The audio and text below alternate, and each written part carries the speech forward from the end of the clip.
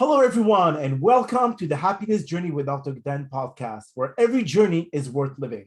My name is Dr. Dan, and I'm your host for today's episode. I am a cognitive behavior psychotherapist specializing in anger management issues, both court-appointed and private, marriage counseling, dissociative identity disorders, narcissistic personality disorders, depression, anxiety, dream analysis, and also provide life, business, and retirement coaching support. If you need any assistance, reach out to DMV Counseling and Therapy Services at 301-325-1550. And our website is lifecoachdanamzalek.com. Now, today I'm very excited to have on our podcast on season 2, episode number 6, a very special guest and author, Dorothea Gordon. Just like every of my past episodes, I will leave it up to the guests to properly introduce themselves, as no one can do a better job. Dorothy, the floor is yours. Thank you very much, Dan. I'm very pleased to be here with you today. And with regard to introducing myself, I can say that I'm a retired high school teacher and have branched out into other educational areas now, but keeping my passion on the education and teaching people, more willing people, how to get life skills. You know, I found that in the school system, there was so little time given to the students learning about what life is really about and what you need to know in order to navigate life.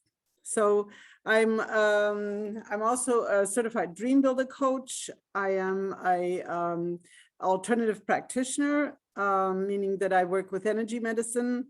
I also do what's called auricular ear acupuncture, which is without needles.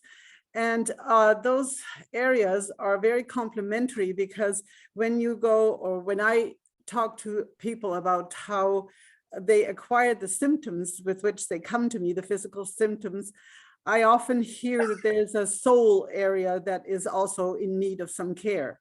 And when the soul gets taken care of, usually the symptoms of the ailments go away. So I have combined these various modalities and have been quite successful with them. So go ahead. Yeah, I'm also an author. I've written a book that's called When Life Has Other Plans, ... Discover the Hidden Gifts. And I'm really excited about that, because it's a story that is written in an easy way, where people learn to understand the power that they have when they control their thinking and have a different perspective of life. So yes, that's my latest achievement. Beautiful. Well, congratulations for the book. I know how hard it is to be able to get a book out there, the time to sit down to write, writer's block, and all of that goes with it. So congrats for that. I mean, I know I've been writing a lot of books, so I know what that feels. Now, yeah, but I don't have writer's block. My book just poured out of me because it's an inspirational memoir. So it was sitting almost on the surface of me, waiting to be written and going out there. So I wrote it in 4 months. I was just absolutely floored. That is impressive. Yeah. Sometimes it takes 2-3 years for people to get like a one chapter out. Yeah, no, not for me. I'm already working on my second book, which I call Late Love Online. So that will be a fun book too, for people who are, in their 50s, 60s, even 70s, who go online and try and find their needle in the haystack, which I did. Well, wow, that's incredible, especially now with this pandemic. Dorothy, we see a lot more people getting online to find their significant other. But then at the same time, it creates a lot of sense of fear, because you don't know who's on the other side of the spectrum here. And with scams that are happening, and now also with with the senior citizen, they fall much more into those scams than those who actually are more acute and understanding how to go around that. Yeah. So that'll be in my book. Yes. And I hope that, because I fell into not scams, but they tried to scam me, but I was too alert to fall for them. And that's what I'd like to write in that book about. Okay, carry on then. All the tools that they need, because those scammers out there are like scrupulous. They just don't know. It's so disappointing to see that they could take advantage of people that are just looking for love. They're just looking for companionship. Absolutely. So your first book, if you could tell me a little bit more about what does it target specifically, or is it like just for the general population, or those who actually are lost?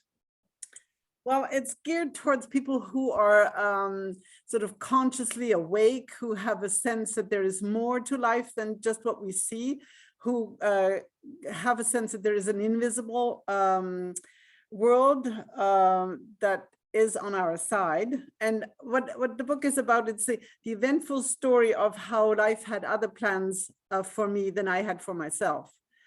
Because it moved me from my native Bavaria in Germany to the west coast of Canada, and created huge paradigm shifts by introducing me to handwriting analysis, which is a tool that helps you find out about your personality.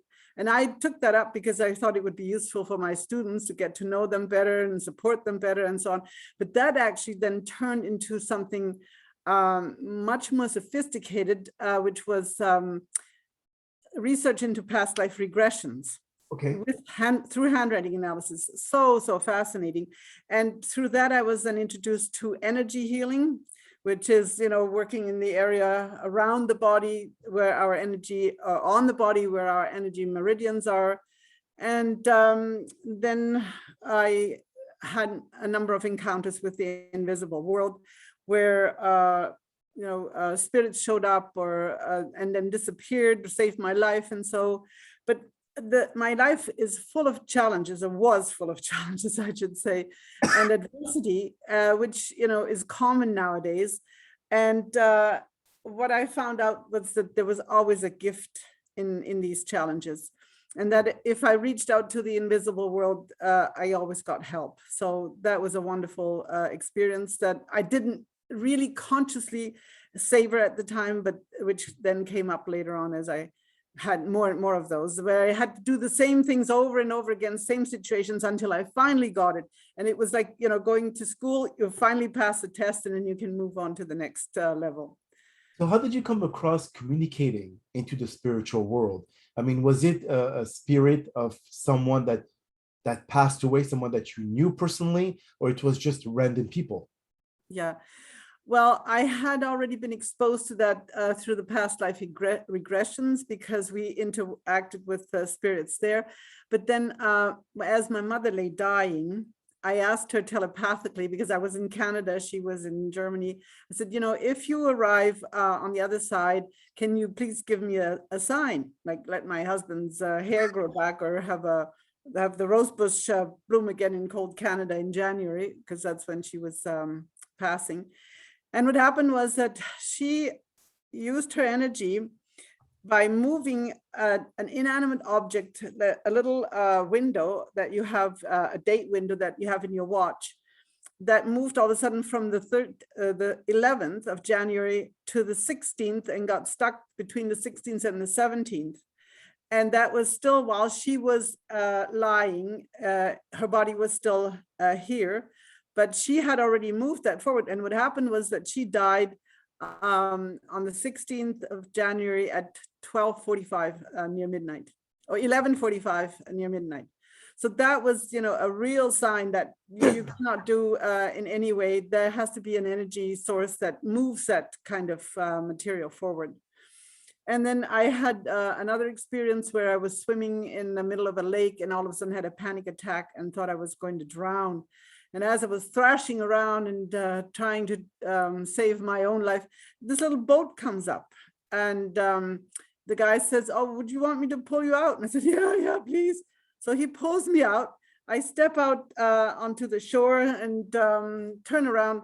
The boat's gone, the man's gone, and I just stand there. What is this all about? So, these are the experiences that have convinced me. I've had miracles happening when I worked on people in energy healing, where this one lady's breast lump went away overnight. She was supposed to have an operation the next day after the treatment, and they couldn't find it and sent her home. So, those were the things. I phoned my teacher at the time. I said, what happened here? And she said, well, it's a sign from the universe that they want to work with you, because you keep doubting yourself, that really, you can do this thing, but they just want to use you, make yourself available, and they can work wonders through you. So I can never, doubt that away, because it really happened. So is that supernatural powers?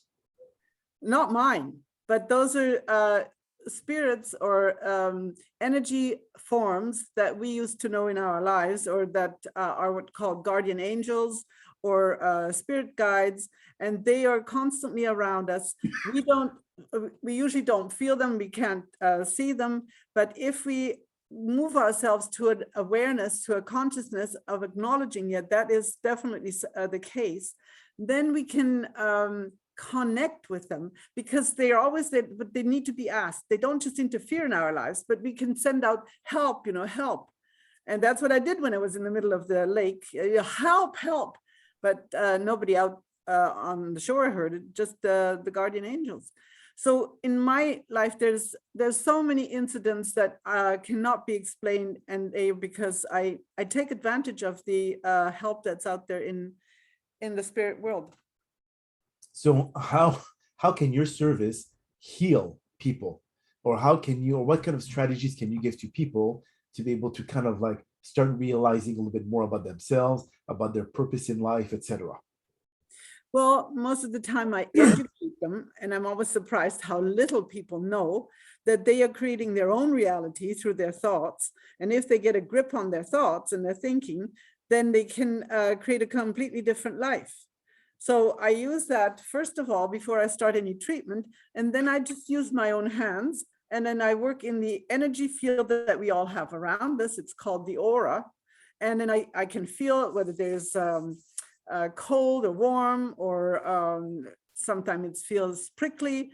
And then I know what I have to do. I could take energy out, I put energy in, I smooth it. Because when our energy runs properly, it's like a car that runs properly. As soon as you don't have enough oil, or you don't have enough water, something happens. And so when you manage to put all that back into place, then the organism goes into homeostasis and it functions fine. But it's important to maintain that by keeping one's focus on the things that are working in your life. I always say, look at the things that are working in your life, not at the ones that are not working. Because when you have a sense of gratitude, you are moving on a very high energy level where you can attract these kinds of other energies, these spirits from the other side, and you can connect with them. But if you constantly mucking around, oh, how terrible life is, and when you listen to people, what they spend the time watching, reading, talking about, it's frightening. And I'm not surprised that there is so much misery in the world, because people still don't have a grip on the fact that they have the power. They have their own power to decide what their life will look like. Well, that's a very good point, Dorothy. But at the same time, wouldn't you agree that if, let's say, great things happen in your life and bad things happen in your life, if you want to be able to change the bad things, you still need to confront them. You could focus too much on the good and deny the bad, because the bad is there. It's like the IRS. You could not turn your head around and ignore them. They're going to come after you, or Canada Revenue. They will not stop. So isn't it like a better way to be able to kind of make them realize that there's a problem, you have to face it and find solution to it, but not ignore it, because there's no point to ignoring it, and it will come back. So, but again, how long are you going to keep the weight of this negative situation? Are you going to just address it immediately, or are you going to let it linger? And that's what a lot of people do. They let it linger, and they just kind of like put all their energy, their negative energy, into a problem that they get stuck in it, into the vortex of that problem, and they could not get out of it. So that's where we need to kind of like still address this problem. Yeah. So my approach is more vision centered and future centered. Like I know that people have problems because my life was full of problems, and that's what my book is about, how I had to deal with these things and how long it took me to finally wake up and see the pattern and confront myself, that I was resentful and negative and guilty and worried and all that kind of stuff. And the more I thought about those things, the more I got that in my life. So what I'm trying to teach people is that these situations that they find themselves in, these challenges, these adversities, are there to teach them something. And it's their job to find out what the lesson is. you But know. good point, yes. So I look at people who give me a hard time in my life as teachers. Okay, what am I supposed to learn from them? When I can pick up what it is, then they go away. And if not, the situation happens over and over again. And it's taken me a long time to turn into a wise woman. And I guess it's part of the positive part of getting older. But that's what I had, a completely different life than what I would have planned. I had my life planned out when I was 20. It was, going to go along, but I had no idea that I would have to go through cancer and stroke and broken up marriage and a handicapped child and accidents. And it just went on and on and on until I finally came to my senses and said, what's my part in this? And then I realized, yeah, by acknowledging that I have weaknesses too, that I have problems too, and actively dealing with them, seeking help, that was what brought me out of my trance and put me into my new reality. And when you wrote the book, did you put a lot of your own life experience in that book? And you Yeah. What strategies you have used to be able to make it work for you? Because again, everyone is different. Every situation or experiences are different. So what worked for you may not work for someone else. So is there a universal strategy that can work for most people? Yeah. The book, before I go into the details, the book is a memoir that goes through all the challenges that I had and how I didn't deal with them, how I just stuck my head in the sand. And then when I got to the point where I just was tired of suffering, all of a sudden I found books that guided me. I mean, there is Eckhart Tolle, who is a really wise man. There is Joe Dispenza. All of them work in the mental field or in the heart-centered field. They bring new perspectives to life. And I felt that using their philosophies and educating myself constantly brought me to a point of inner peace and contentment. But with regard to what the strategies are in there, I put a few strategies in, and I call them emotional hygiene. What you spend your time reading or doing, and who you hang out with, and so on, and what effect that can have on you. But I'm a storyteller, and I tell it in a way that it feels like there is a heroine, and there are lots of problems that she has to go through, and then in the end she gets the prince. And literally I did get the prince in the end when I finally turned into a person who was partner material. So it's not a how-to book, but it's a book that teaches you as you read, and my stories resonate with you in one way or another. We all have similar situations that worry us and that make us unhappy, but they come in different shapes. And when people can see themselves in my stories, as my readers have told me, they are either touched or they are moved or they are inspired. And that's what I want to do. I want to inspire. I call myself an inspirational mentor, most of all, because that's something that's so dear to my heart, to get the word out that people can make a difference in their own lives and don't have to depend on others. It's important to have help, whether it's therapists or doctors or help from the other side. I was very lucky that there were always people around me, and I call them the unwinged angels. They were around me. They picked me up and took me somewhere where I needed to be in order to get well. And then all of a sudden, they had to move, or they disappeared somewhere else. And then there were the angels with the wings. I call them the ones from the invisible world. So I was very, very fortunate in that I always had support. But many times I also walked around and I just screamed in pain, and I said, I don't know what to do, help, help. And then help would come. Wow, So, I wish it was as easy for a lot of people as it was, based on. It wasn't easy. No. When I say easy, which is that they heard your scream, because They heard. people they could scream all they want, they could feel that the world is against them, but yet no one is there to be able to help them or to support them or to be they're the wing or unwing angels. And as you said, everyone has a purpose in our life. Everyone that crosses our path in life has a purpose. Yes. Those that actually were there to help you during difficult times had that purpose. Yeah. In the invisible world, or I would call the metaphysical world, Yes. you have those who are listening to your prayers, and somewhat, somehow, they manifest. Yes. They manifest themselves in a much deeper level, either in a physical presence that may not be seen by your eyes only, Yeah. but may be felt from. Yes. And the answer is found because Yes. inspiring you somewhere or another, that even though it's hard to say that this person, like the person in the lake, you came around, they were gone. And Yeah. in reality, if there was an actual physical individual that helped you, even the boat could not go so fast that disappears in the horizon. You still hear the engine, you still hear the vroom of the motor. It could not just disappear like that. So again, you have those I would say mysteries that Yeah. are unsolved, Yeah. but Yeah. yet you're the only one to experience it.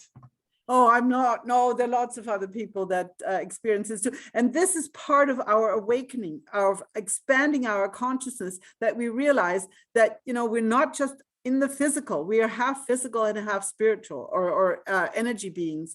And that's what, Joe Dispenza always talks about. We are energy. And that's what we attract, the energy that we give out. So if we can educate people to become more aware of where they spend their energy, where they, where their thinking goes, they can then become more open and maybe open their heart, not just spend their time in their heads all the time and thinking over and over and over, but what does my heart want? What is my heart saying? So many people are not connected to their heart. There is no heart and head connection. It's just either heart or head. But the ideal situation would be to have a connection between heart and head and listen. And the reality is behind all that, Dorothy, is despite the fact that you went through very difficult challenges and you learned from those challenges, we must say that you had somewhere, somehow, the power to be able to connect. And not a lot of people do have that. I mean, I wish I could connect with the metaphysical world. And you could. well, yes, I mean, with proper, I would say, training, I'm sure I could. But again, a lot of people say, "Oh man, you're delusional," or Yes.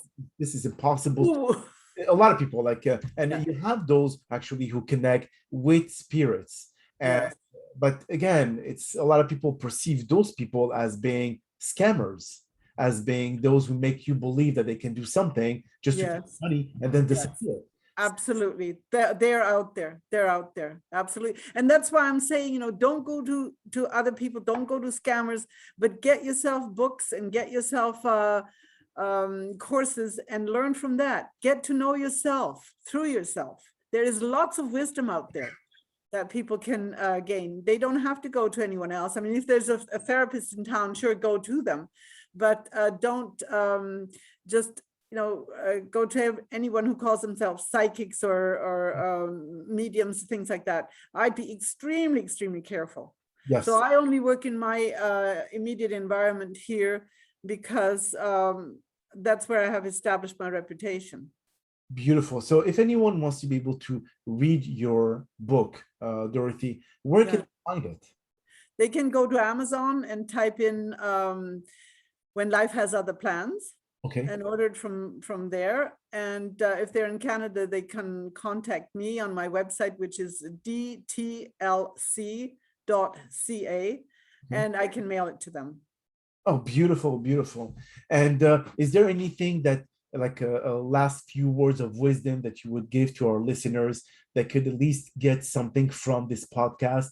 I mean, I know that we could cover so much more, but the time is very limited, unfortunately. But is there something that can inspire them, like just a few words here and there? Yes, as I said before, focus on what's right in your life, what's working, and be grateful for what you have when you wake up in the morning, that you're still breathing, that you're still moving, that you have hopefully a roof over your head, and focus on that. And then when the negative situations arise, go back there, no matter what. And that will lift you out of that deep sadness or worry or what you have. Yes, a lot of that is around, as I said, I've been through it. But when you become aware that there is help, physical help, as well as help from the, what I call the invisible world, try it. And you might be surprised Oh, yes. about the unexpected events that start to happen in your life. That's the beauty. That will tell you that you're on the right track. When unexpected, it's called synchronicities, Yes. unexpected events happen, and you can all of a sudden see, it works. Happens to me all the time. Beautiful, beautiful. Well, that is all the time that we do have for today's podcast. I really do appreciate you, Dorothy, for taking the time out of your busy schedule to join us. Again, thank you so much for participating and inspiring our many listeners with your incredible story. Now, we hope that you have all enjoyed today's episode. I'm very excited about the many upcoming guests that we have scheduled for the Happiness Journey podcast, season 2, filled with inspirational stories, just like the one that you listened to today. Now, here are a few concluding words of wisdom. Do not be discouraged by the distance you still have to travel. Instead, appreciate how many life miles you have already covered. Your struggles have changed you into a stronger and better person. Don't let anyone else dissuade you from blooming into the person you are meant to be. Keep walking the remaining miles, as many more adventures are awaiting. You have to control over all your decisions you take in life, and no one should have the power to discourage you from achieving your goals. Always remember that most will try to project their insecurities into you because they just can't handle their own distraught life. They can't bear being alone in their miserable journey in life, so they want to add you as an accomplice. Mm-hmm. The future have no place for that. So keep on moving and never look back. My name is Dr. Dan Amzalag, and you may all keep pursuing your amazing journey in life.